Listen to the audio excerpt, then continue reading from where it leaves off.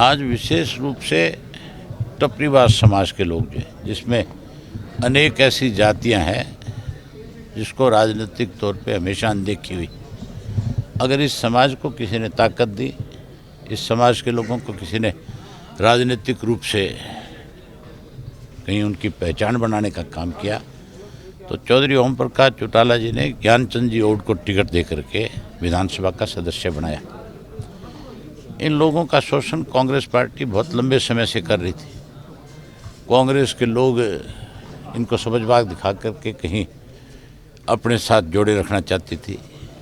वहीं उसके बाद बीएसपी ने भी ऐसे लोगों का जो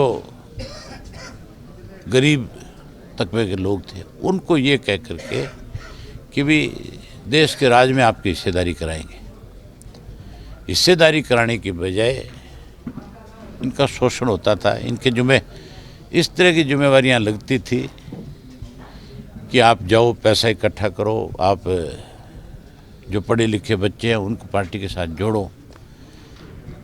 पैसा इकट्ठा किया जाता था, जोड़ने की बात कही जाती थी, लेकिन सम्मान पे जब बात आती थी, कोई सम्मान दिया जाए, तब कहीं इन लोगों को अपमानित किया जाता था।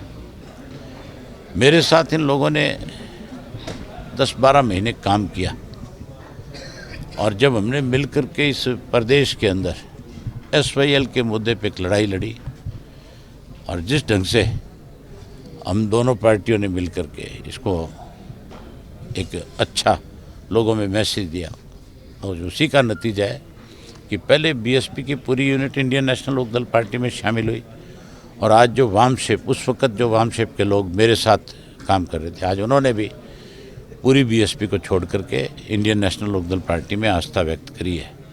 इन सब का स्वागत है और मुझे ऐसे लोग जो पार्टी में शामिल होंगे तो उससे केवल संगठन नहीं मजबूत होगा, बल्कि लोगों में एक मैसेज जाएगा कि इंडियन नेशनल लोकदल पार्टी जो है वो किसान और मजदूर दोनों की मिली हुई पार्टी है।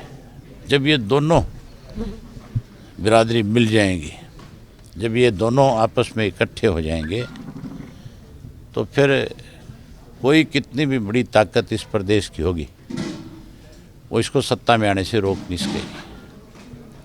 और मुझे विश्वास है कि जो लोग वाम शेप में जिस तरह से मेहनत करते थे, वो इंडियन नेशनल लोकदल पार्टी की ताकत बढ़ाने के लिए पूरे प्रदेश भर में जाएंगे और प्रदेश भर से लोगों को साथ जोड़ करके पार्टी को और ज़्यादा मजबूत करेंगे।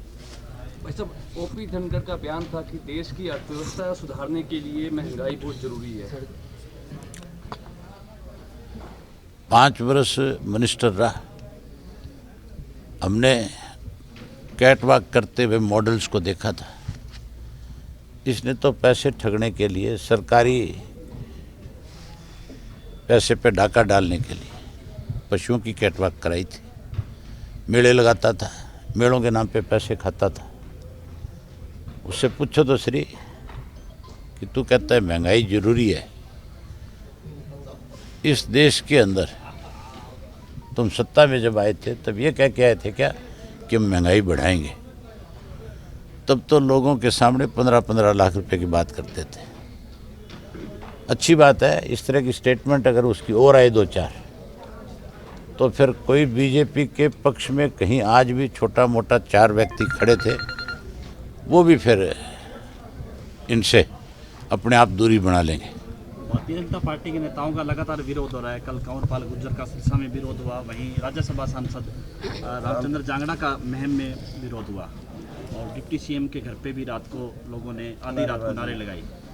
तो मुझे तो ये भी जानकारी दी आज किसी ने कि आज 2 बजे मक्खन सिंह जो हमारा एमएलए था, उसके घर के बाहर भी कोई प्रदर्शन करने जा रहे हैं लोग।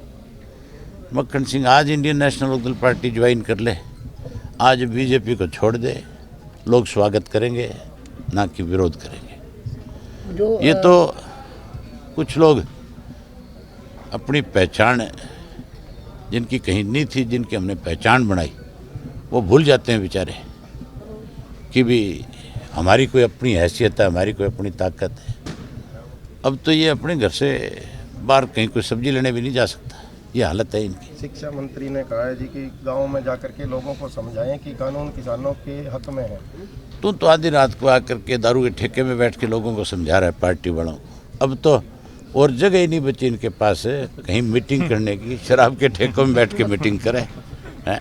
पहले शराब बेचते थे, लॉकडाउन में इन्होंने पूरे प्रदेश भर के अंदर जहाँ तम्बाकू नहीं मिलती थी वहाँ दारू की खुली छूट थी। 100 रुपये वाली बोतल 500-700 रुपये मिलती थी, लोगों की जेब पे डाके डाले। अब मुझे लगता है ठेके में बैठ के फिर कोई ऐसी योजना होगी इनकी, ये कोई लोगों को समझाने के लिए नहीं, ठेके में बैठ के योजना बना रहे होंगे कोई कि भी कैसे और लोगों की जेब से पैसा निकाला जा सके। उप मुख्यमंत्री और मंत्रियों के बयान आते हैं कि संवाद से समाधान होगा, लेकिन कुछ नेता जो बरगला रहे हैं किसानों को आंदोलन समाप्त नहीं होने दे रहे। अगर उनको लगता है ये कि कुछ लोग बरगला रहे हैं तो जो बरगला रहे हैं वो तो लोगों के बीच में जा रहे हैं।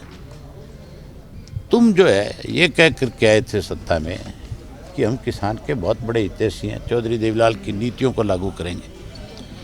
चौधरी देवीलाल की नीतियों को तो बेच दिया, गिरवी रख दिया, खुद भी बिक गए। और आज बेचारों की ये हालत है कि अगर अपने घर में भी आते हैं तो चोर दरवाज़ों से घर में घुसते हैं। मुझे लगता है ये विधानसभा में भी कहीं कोई चोर रास्ते से जा पाएंगे, लोग वहाँ भी इनका विरोध कर देंगे। कल यूपी में जिस तरह से आपने पंचायत करी चौधरी अजीत सिंह के साथ मंच पे, तो क्या लगता है भविष्य में ये जोड़ी हरियाणा में भी? वो पंचायत जो थी, एक राजा होते थे तोमर जाति से जिन्होंने दिल्ली पे राज किया था, और उनके जन्म दिवस के ऊपर महापंचायत लोगों ने की। उनके 85-86 गांव हैं तोमरों के, वो हर साल उनका जन्मदिन मनाते हैं। अब जब उन्होंने जन्मदिन मनाया तो चौधरी अजीत सिंह को भी बुला रखा था, मुझे भी उनका निमंत्रण था, मैं भी उस जन्मदिन के उपलक्ष्य में उस महापंचायत में गया था। हमारा कोई आपस में विरोध थोड़ा ही है। किसान की जहाँ बात आएगी, अगर कोई ईमानदारी से किसान के साथ कोई भी राजनीतिक दल के लोग खड़े होंगे और मुझे उस मंच पे कोई आमंत्रित करेगा तो मैं ज़रूर जाऊंगा। किसान की लड़ाई के लिए हम राजनीति से बहुत ऊपर हैं।